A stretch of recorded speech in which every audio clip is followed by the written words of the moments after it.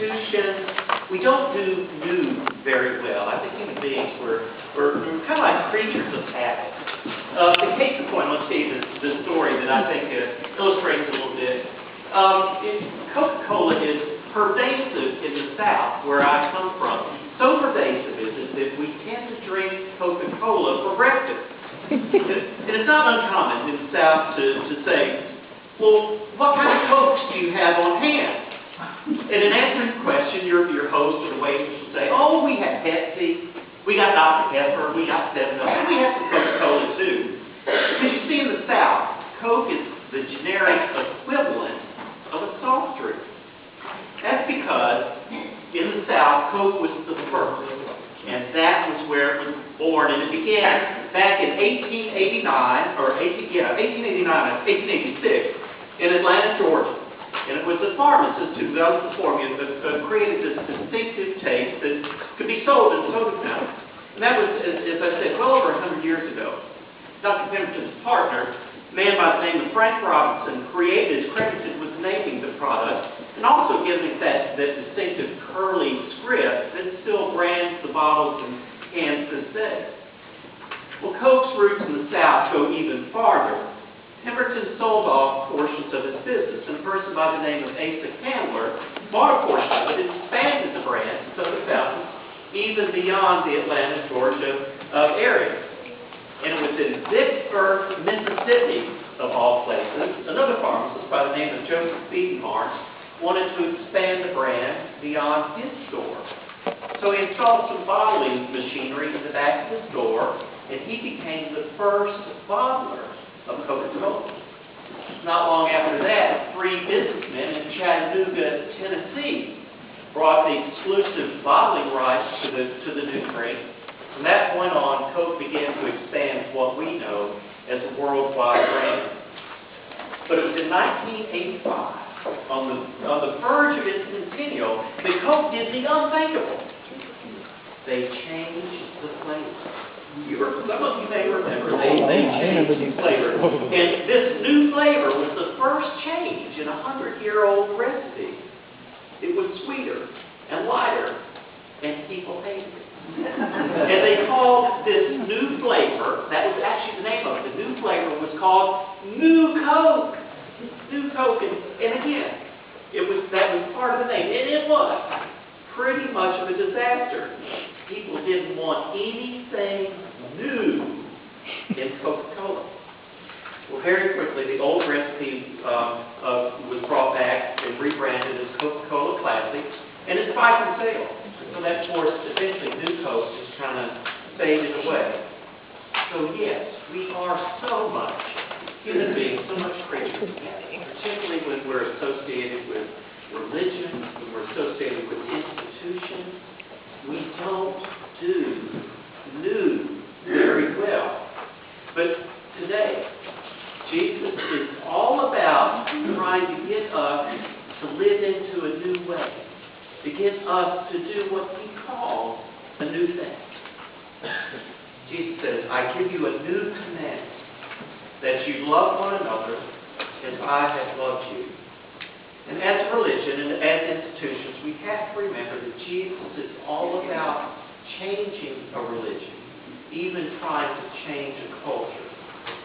Now you remember once when Jesus was asked, teacher, what is the greatest commandment of all? Well, Jesus didn't answer by naming one of what we now call the 10 Great Commandments.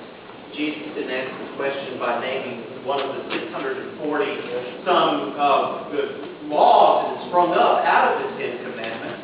No, Jesus self-selected and combined all that into what is now known as the Great Commandment. Love God with all your heart, soul, mind, and strength.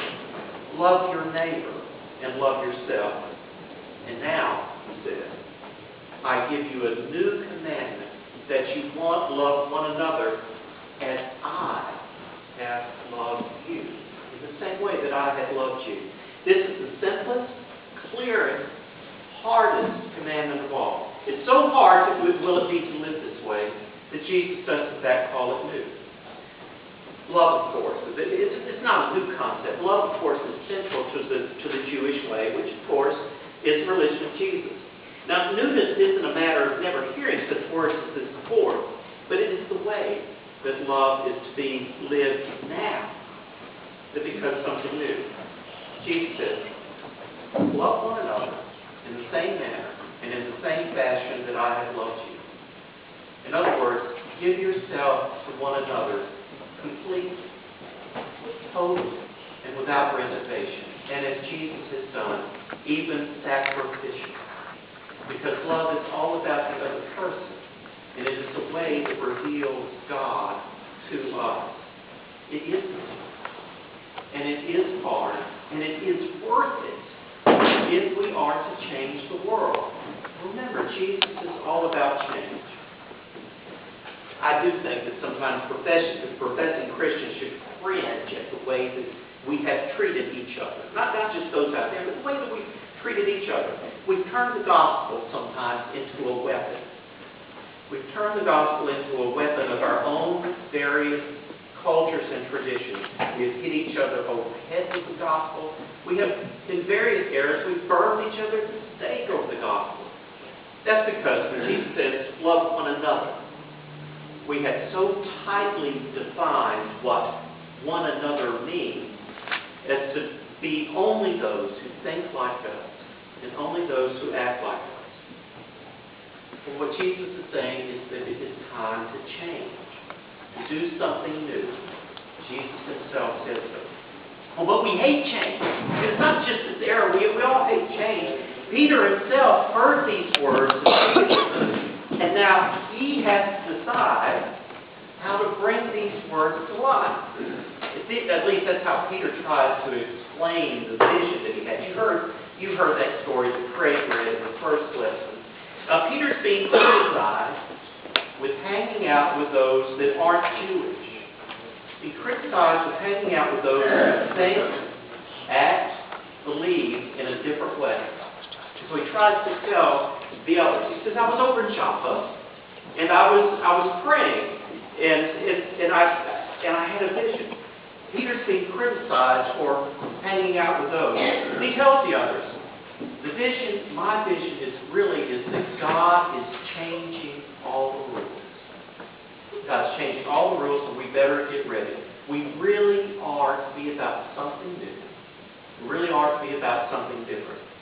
What was once excluded is now to be included, is the new way of Jesus. See, Jewish people weren't allowed to eat certain foods. And the vision that Peter saw was that followers of Jesus are no longer restricted in what they can or can't eat.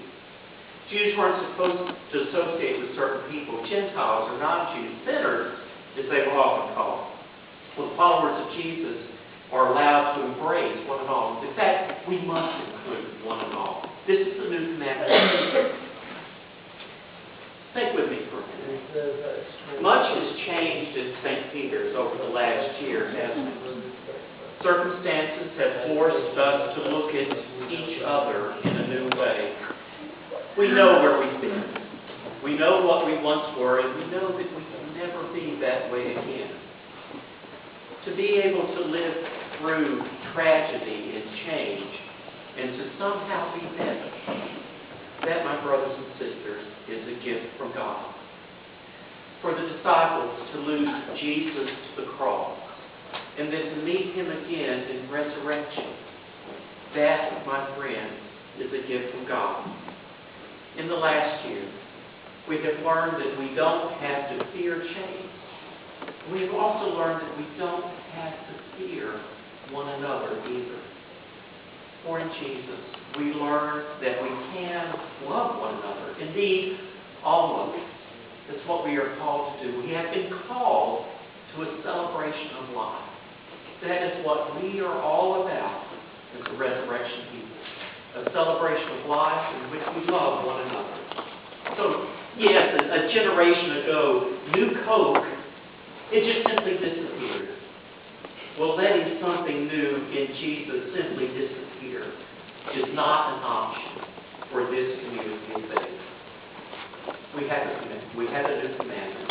And indeed, we have experienced a new way, a new way with which to move forward with each other.